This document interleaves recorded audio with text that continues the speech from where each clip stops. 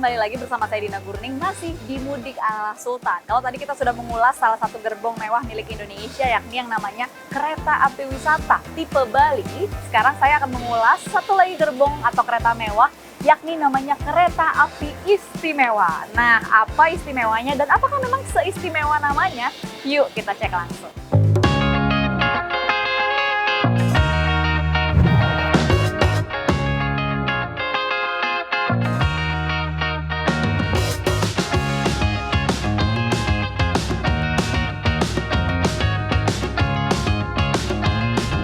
Pemirsa, kita akan ulas kereta kita yang kedua, yakni Kereta Istimewa. Sesuai dengan namanya, istimewa banget ya, kelihatan dari modelnya, kemudian interiornya, sampai ke detail-detailnya pun kelihatan. Ini saya akan mulai melihat fasilitasnya dari bagian paling depan. Sebenarnya sih dua-duanya depan ya, sesuai dengan arah, menentukan arahnya tuh bisa depan, sebelah sini atau sebelah sana gitu kan. Cuman yang saat ini paling depan ini area di tempat saya berada, yakni di sitting room. Dan kita coba langsung duduk di sini.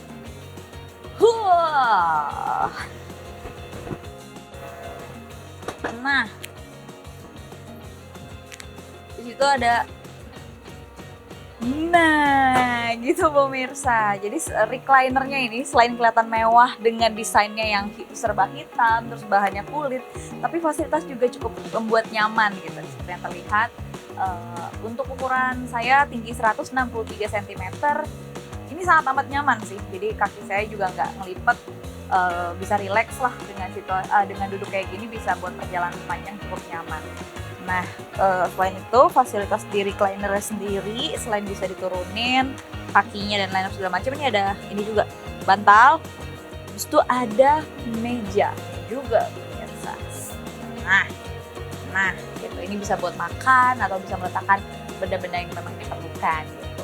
Nah, tapi dibanding fasilitas-fasilitas yang ada di recliner atau di sofanya di sitting room ini, selain ada colokan juga dan lain-lain gitu, area dari sitting room ini sendiri juga sangat menarik karena lokasinya dekat atau bersebelahan langsung dengan ruang masinis. Jadi kenapa jadi keunggulan fasilitas ini? Karena kita bisa melihat langsung bagian depan atau pemandangan depan yang dilihat oleh masinis. Selain itu kita juga bisa lihat aktivitasnya masinis. Kapan lagi coba kita bisa naik kereta, bisa langsung lihat masinis itu nyetirnya gimana, apa yang dioperasikan, dan lain-lain. Dan ini adalah salah satu fasilitas yang tidak akan bisa didapatkan di baik kereta api reguler maupun kereta api wisata yang sebelumnya sudah saya ulas. Posisi inilah yang membuat saya sebagai penumpang bisa melihat selain ke depan, sekaligus bisa lihat ke samping. Nah, gitu. Jadi ada 3 sisi, ke depan, ke kanan, ke kiri. Kita bisa menikmati pemandangan dan panorama sepanjang perjalanan.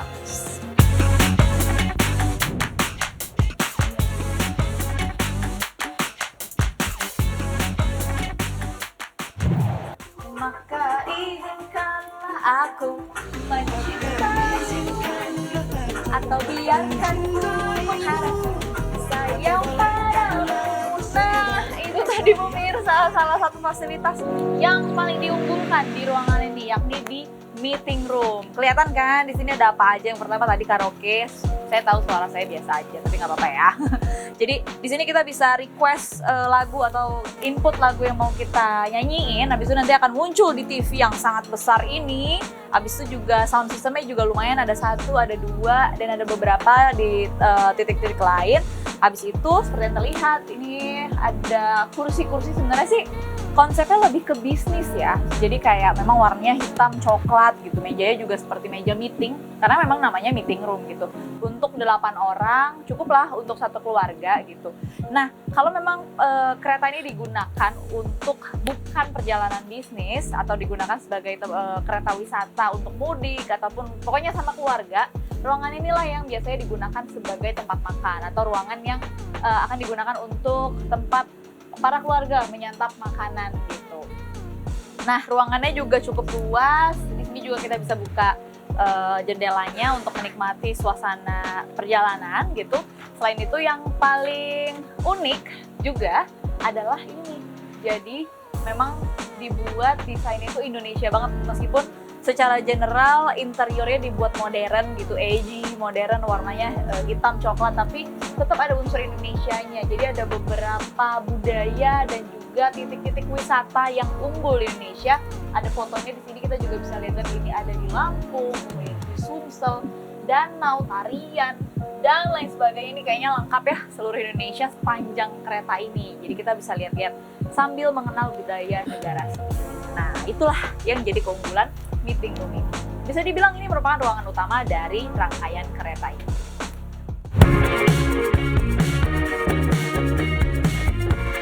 Nah, pemirsa, semakin menjelajah gerbong kereta ini, semakin terlihat ya tampilan premium yang menjadi unggulannya.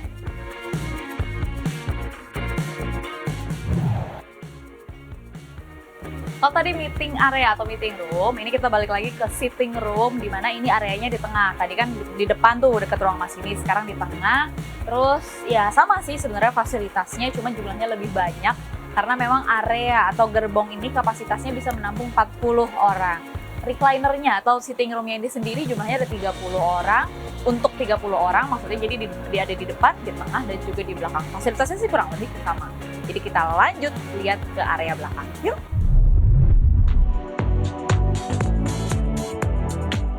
Meski kereta tipe premium ini baru mulai naik daun beberapa tahun belakangan bagi para penumpang umum, namun sebenarnya kereta dengan fasilitas mewah ini sudah menjadi alat transportasi bagi orang nomor satu Indonesia 2 dekade lalu.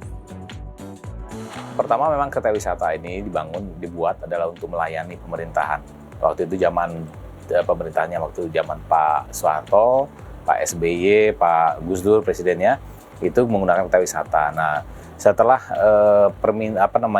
digunakan untuk presiden, nah melihat dampak pasarnya cukup banyak yang berminat, sehingga dibuatlah kereta wisata yang lain dengan diperuntukkan untuk masyarakat umum. Nah, itu dibangun tahun 2009. 2009 kereta api wisata sudah mulai dijalankan, tapi sebelumnya sudah dilakukan juga waktu zaman presiden-presiden sebelumnya, tapi baru dipublikasikan secara umum tahun 2029. Nah, ini diperuntukkan sebenarnya tidak hanya untuk presiden tadi, tapi juga diperuntukkan untuk masyarakat umum yang selama ini kita lihat mulai banyak orang-orang kaya yang di Indonesia yang mampu untuk menyewa kereta wisata, dan terus juga banyak orang-orang yang takut naik pesawat, sehingga mereka mengalihkan perjalanan mereka dengan menggunakan kereta wisata ini.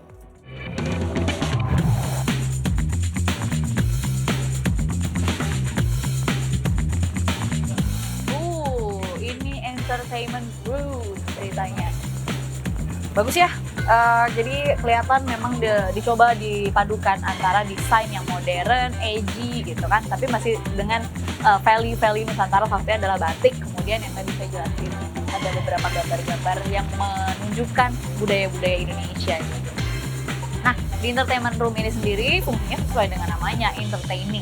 Dibikin kayak ruang tamu, duduknya berhadap-hadapan, kemudian ruangannya juga cukup luas, sofanya juga cukup nyaman, warnanya abu-abu gini kan. Jadi kebayang lah pokoknya kalau sama keluarga atau sama kerabat gitu ngobrol-ngobrol di sini dengan kondisi keretanya jalan. Selain itu yang saya sadari ada beberapa fasilitas yang memang cukup primer lah untuk disediakan. Salah satunya adalah colokan. Dari tadi saya lihat colokannya banyak banget. Jadi kalau mau ngecas atau kebutuhan yang berkaitan dengan sumber listrik lainnya, pastinya di gerbong ini cukup nyaman karena jumlahnya banyak. Dan di ruangan ini juga ada karaoke. Ini kayaknya emang saya harus karaokean lagi kali ya. Enggak, bercanda.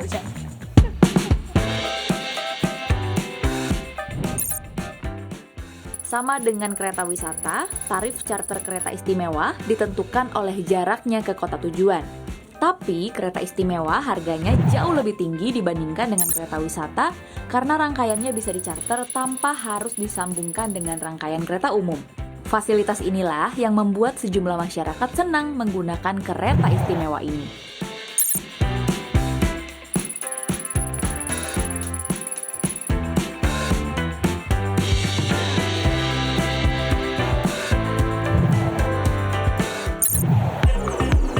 Oke, kita lanjut. Area ini adalah area bar atau area buat makan lah, istilahnya ngambil makan gitu. Jadi karena memang layanan di kereta ini salah satunya adalah pihak pengelola ini menyediakan sejumlah pilihan kuliner. Yang unik adalah jadi misalnya kita berhenti di katakanlah Purwakarta, lalu kita pengen sate marangi. Nah, akan disediakan tuh. Jadi kita makan di dalam kereta di stasiun di Purwakarta sambil makan sate maranggi. Atau di Jogja, gudeg. Nah, itu juga bisa di-provide. Disinilah makanan dalam bentuk prasmanan disediakan. Ini akan ditaruh di sepanjang ini makanannya. Tapi karena sekarang masih puasa, jadi belum ada makanannya.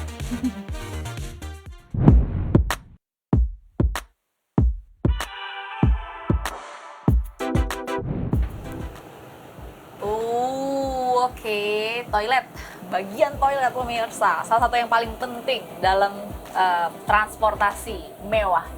Ini toiletnya ada dua ya, satu, dua gitu. Jadi salah satu keunggulannya, satu gerbong ini disediakan dua toilet, jadi biar nggak antri atau nggak rebutan.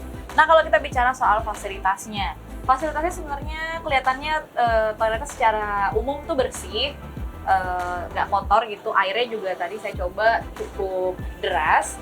Lalu di sini ada WC, kemudian ada wastafel, ada kaca, kemudian tisunya juga cukup, ada jendela kecil kalau memang mau dibuka. Tapi bedanya dengan kereta wisata yang sebelumnya, itu dia tidak menyediakan shower atau pancuran. Jadi bisa disimpulkan bahwa memang kereta ini tidak dipersiapkan untuk para penumpang mandi gitu. Tapi mungkin kalau mau tetap mandi mungkin bisa ya, cuman mungkin tidak senyaman di kereta yang sebelumnya.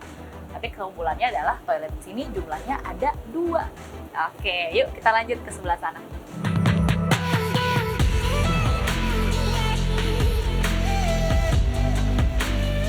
Wow, ini satu lagi fasilitas yang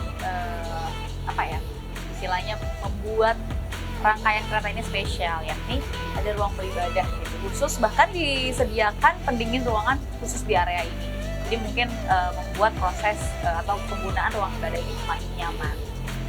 Yuk kita lanjut selanjutnya. Nah ini salah satu yang dari tadi saya perhatikan selalu ada di hampir setiap ruangannya, yakni luggage area. Ini cukup proper ya dan luas gitu buat taruh tas, koper, dan barang-barang lainnya. Tentu saja ini diperlukan kalau perjalanannya juga lumayan jauh dan biasanya ini luggage area terus bawahnya sound system. Jadi bisa dibilang sound systemnya cukup oke karena ada di beberapa titik gitu.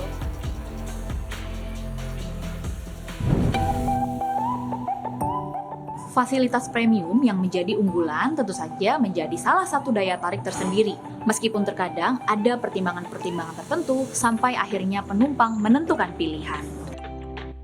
Yang jadi bahan pertimbangan saya untuk kereta api ini adalah salah satu transportasi yang sudah ada sejak dahulu kala. Dan saya sudah terbiasa menggunakan transportasi untuk naik kereta ini ya, karena keretanya juga nyaman, lebih praktis dibanding dengan naik pesawat ya. Kita bisa santai. Yang jadi favorit saya karena saya itu memang suka menyanyi ya. Jadi saya suka dengan sarana karaoke-nya. Koleksi lagu-lagunya juga lengkap, sound-nya juga sangat bagus ya. Ini membuat saya dan keluarga sangat menikmati selama dalam perjalanan. Ya, kalau mau nyanyi semalam suntuk, istilahnya juga bisa di situ. Memang terus terang waktu itu pernah saya naik pesawat ke Surabaya ya. Waktu itu pagi jam 6, terus pesawatnya itu agak balik seperti itu karena tidak bisa landing, hujan deras. Nah, dari situ untuk di dalam negeri saya memang takut untuk naik pesawat. Makanya kami pilih untuk naik kereta ya, walaupun harganya lebih tinggi daripada pesawat ya, tapi kami tidak masalah, yang penting hati kami tenang. Setelah saat naik kereta mewah ini bisa menikmati pemandangan sepanjang jalur kereta dengan sangat nyaman. Jadi kenapa harus kereta api mewah ya? Kenapa tidak gitu?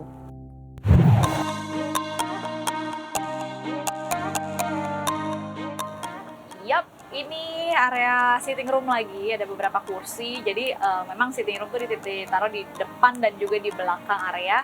Di sini bisa jadi ruang masinis, tergantung nih keretanya lagi ngadep kemana. Bagian depan atau bagian belakang, barat, timur, selatan, utara. Kereta ini punya 2 arah, jadi para penumpang tetap bisa menikmati panorama dari 3 arah, dari kanan, kiri, dan juga depan. Di sini nih sitting roomnya kurang lebih fasilitasnya sama, langsung ngadep ke ruang masinis. Dan itu tadi 2 kereta atau 2 gerbong mewah yang dimiliki oleh PT KAI. Menarik banget pembahasan hari ini, tapi sayangnya episode kali ini harus kita akhiri. Sampai jumpa di episode-episode selanjutnya. Saya Dina Gurni di Mudik ala Sultan.